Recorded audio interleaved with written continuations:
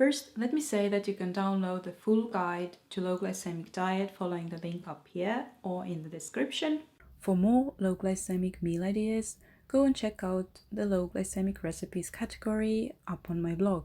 Since I'm past 40, 3 times a week, I start my mornings with metabolic workout, aka strength training. At the moment, it consists of 7 different exercises and I repeat the sequence twice. This workout gives a really good boost to my metabolism, hence the name. Furthermore, building muscles also helps you manage your blood sugar levels.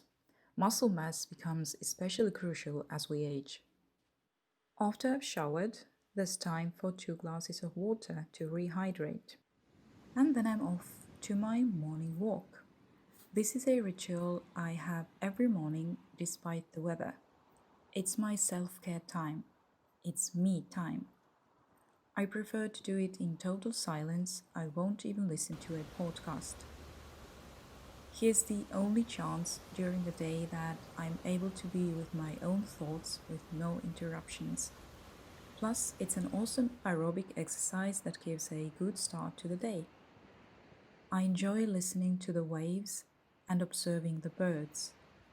I try not to think about work or anything like that. I don't plan my day during those walks. I simply am and enjoy what's around me. When I get back, I make myself a lazy version of a turmeric latte. I boil some water, add ginger powder and turmeric to a cup, pour hot water over it, about 3/4 of a cup, and stir. Finally, I add 1/4 of a cup of oat milk, the barista kind. I take my warming drink and start working.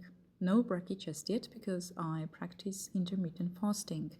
I usually fast between 14 and 16 hours, which means if I stop eating by 7 p.m., often earlier, then I have my first food between 9 and 11 a.m., which usually is a fresh fruit like a pear or two.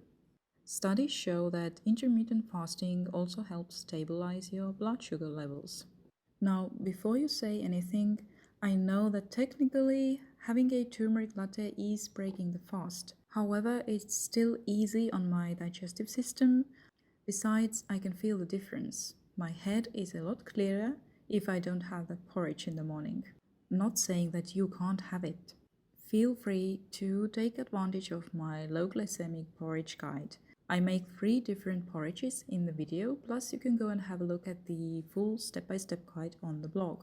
While I work and enjoy my turmeric latte, I also like to nibble on my daily dose of selenium, that is 2 Brazil nuts. After I finish my turmeric latte, it's time for the highlight of the day, matcha latte. I add a teaspoon of a quality matcha powder into a bowl, pour a little bit of 85-degree water on it and whisk vigorously. Notice the foam? You won't get it with a bad quality matcha powder. I pour the whisked matcha onto a 1/3 cup of oat milk and fill the rest of the cup with hot water. Here you have it, one of the best moments of my day. I discovered matcha 4 years ago when I started my Candida cleanse diet and gave up coffee. Matcha doesn't affect your blood sugar levels like coffee does, and it keeps your energy stable, whereas coffee gives you the highs and lows. Hey, I guess there's someone who does want to eat. Isn't it so? This is our 12-year-old pretty short-haired boysnik, and she doesn't like to be stroked that much. She's more accommodating when she wants to eat, though, so I dare to take advantage. Okay, let's give you some food. Pretty, please. Here you go. Finally, it's time to have my first meal of the day. I'm gonna build a balanced Buddha bowl. I cut up some romaine lettuce for the base. Next comes raw red cabbage, which is an antioxidant powerhouse. Edamame beans are one of my favorite legumes to use in a Buddha bowl. They are super low glycemic and so filling. I baked some pumpkin yesterday, so it's super easy to grab it from fridge. Take note that it's been totally cooled and therefore has increased resistant starch content. You can read all about it from my low glycemic plant-based diet guide, which you can download following the link in the description. I like to add soaked wakame to my bowls and soups for daily iodine. So let's soak about 2 grams of dried wakame. I'll also use up the water that's left over later, adding it to the bowl and making dressing with shiro miso, dark miso, garlic, turmeric and curry powder. Adding the wakame soak water as well. And oh yes, I forgot tahini. Mixing until everything is well incorporated. And adding water if necessary. Pouring the dressing over the bowl. I needed to keep the bowl quite neat for photographing and didn't want to overload it. So I'm adding some extra avocado and rocket now. Parsley and basil would also be a great idea. As there are no grains in the bowl, I'm going to toast a few frozen slices of my fermented buckwheat bread. I turn my oven to 200 degrees Celsius with a fan on and toast them for about 10 minutes. The slices come out so fresh and crispy. It's time to sit down and eat. I like to mix everything up really well before eating so that all the tastes blend together. Oops, I forgot something. Let's squeeze some lemon on the salad. Why? Because certain citrus flavonoids inhibit starch digestion, and this may reduce sugar absorption in the intestines. Lemons may slow the conversion of sugars in other foods when eaten together. Also, citrus fruits contain soluble fiber which can lower glucose levels. You can use lemon juice or also grate some lemon zest if it appeals to you more. The same effect is attributed to apple cider vinegar when added to a glass of water or to a meal, for example in a salad dressing. So use whatever you like the best. Okay, someone wants her second portion. She'll need to wait for a second. I really advise you to take the time to eat mindfully. Sit down and be thankful for the food in front of you. Don't have any electronics near you to distract you like your phone, computer, or TV. Don't watch or read anything when you're eating. Put your mind to this one activity. Chew every bite carefully. 30 times is a good number. It should take you at least 20 minutes to go through the bowl. You'll notice how much more satiated you feel after the meal. People also tend to eat less when they slow down. It's because prolonged meal duration can allow more time for our body's own I'm full satiety signals to develop before too many calories have been consumed. The slower we eat, the more time our bodies have to catch up.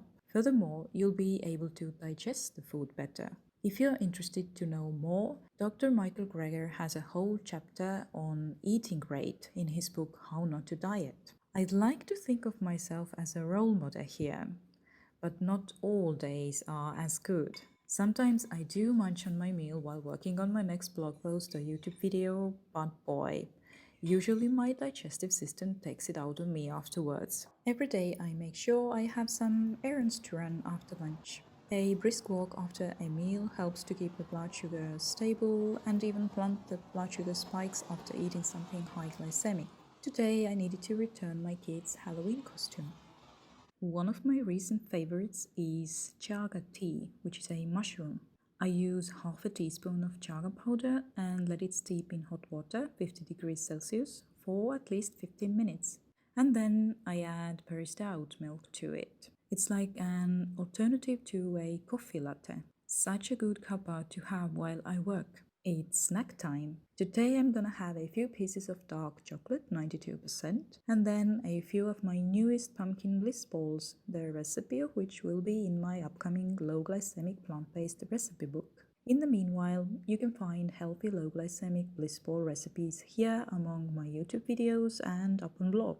This pumpkin bliss ball recipe is worth the wait though. Someone's not sleeping today. I think it's because I'm waddling around so much with the camera and lights and everything. You must feel a bit disturbed. Is that so? Okay, off you go. It seemed to me that she wanted to play, but nah. Leave me alone, human. Let me sleep at last.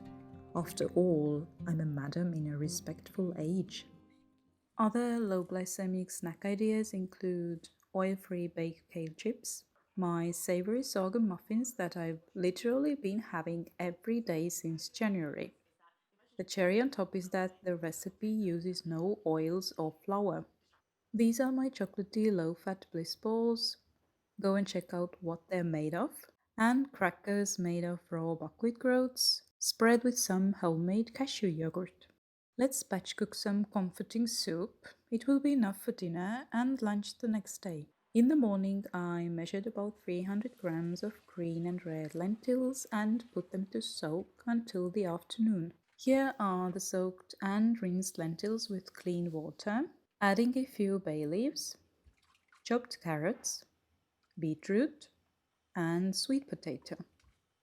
I bring it to boil and simmer for about 10 minutes. I managed to boil it over a bit. No harm done. As I'm lazy as hell, I don't want to bother chopping raw onions, so I throw in some frozen one, together with Brussels sprouts and cauliflower. I bring everything to boil and then turn off the heat immediately. It's because I absolutely don't want my Brussels sprouts and cauliflower get overcooked. And now the final touches. Turmeric and curry powder. I usually add my Indian spice mix, but it's finished, so I'm using store-bought curry powder. Mixing it all up and adding some coconut puree for creaminess. I like to add crushed garlic at the end to preserve the allicin, the active compound of garlic. I'm using one huge clove.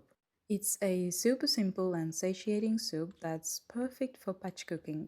Simply let it cool to allow the flavors to set. And of course, to give the green light to resistant starches to develop in sweet potatoes and lentils. Since there are no greens in the soup, I included some raw chopped kale as a base and poured hot soup over it. Now I let it cool before eating. On the next day, when the soup is cold, simply pre-steam some kale and add it into the soup. You may also chop some raw red cabbage for an antioxidant boost. Adding some wakame for daily iodine and umami. Voila! Here's a quick and delicious soup to enjoy for dinner. Remember the 2 slices of buckwheat bread I roasted at lunchtime? I didn't manage to finish both of them, so I'm having the second one with my soup now. Alternatively, make a big batch of lentil stew or curry. This particular recipe is here on my YouTube and up on my blog as well. It will be super low glycemic if you let the lentils sprout a bit before cooking. Let's finish this day off with a delicious dessert. I haven't had my omega 3s yet, so I'm gonna make a simple chia flax pudding with rolled oats. Starting with a tablespoon of each ground flax and chia seeds, about a quarter of a cup of rolled oats, and a handful of goji berries. Adding some oat milk and hot water, mixing everything up and letting it soak until the goji berries become soft. Finishing it off with cinnamon and soy yogurt. In this stage, you can add more liquid if necessary. Some lemon juice for its flavor and benefits that I mentioned earlier. And finally, a bit of mesquite powder for sweetness. You can use any low glycemic sweetener you like. There is an overview of low glycemic sweeteners in my step-by-step low glycemic porridge guide. I needed to add some more milk as the mixture became quite thick, mixing it into yummy and creamy dessert. If you fancy, pour it into a new bowl and add some berries of choice. I went for thawed wild blueberries. Oopsie, that's bad. Will I be able to get the stain out? And now I will enjoy this delicious creaminess. If you want, you could also make this for breakfast or even eat it as a snack. Other low glycemic dessert recipe ideas from my repertoire include those paleo chocolate cookies that I really should make again. This silky smooth strawberry avocado smoothie or cream mousse. One of my favorite desserts is this raw buckwheat ricotta with berries. I made this particular one in the Dr. Greger's Daily Dozen video, so go and check it out. It's worthwhile making a batch of those gingerbread energy balls so that you can grab one from the fridge whenever you feel the need to. Heavenly with a cup of tea. Don't forget to download my free guide to low glycemic plant-based diet and be the first to know when the upcoming recipe book will be available.